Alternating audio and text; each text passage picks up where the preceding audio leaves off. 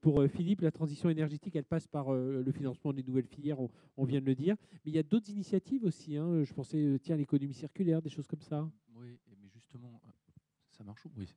Le, encore une fois, je pense que sur l'économie circulaire, tout a été dit sur l'importance du recyclage. Mhm. Il y a une étude qui est parue cette année par des ONG de plus en plus présentes sur ces questions-là et qui montre que sur un territoire important et mature comme l'Union européenne, le recyclage, c'est-à-dire le fait de rentrer dans l'économie circulaire, à lui tout seul peut permettre d'avoir un impact direct sur la trajectoire carbone de ces économies.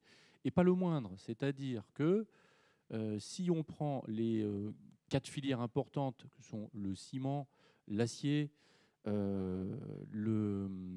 s'appelle, le ciment, l'acier, l'aluminium et puis tout ce qui est pétrochimie, on augmenter le recyclage et la plasturgie, voilà, augmenter le recyclage, le doubler à lui tout seul peut permettre d'avoir un effet réducteur de moitié sur les trajectoires carbone de ces industries. Donc, je pense que on a vu avec l'industrie automobile un effort de recyclage sur les 30 dernières années colossal. Mais on voit bien que c'est possible et que ça crée de la valeur, même si c'est difficile.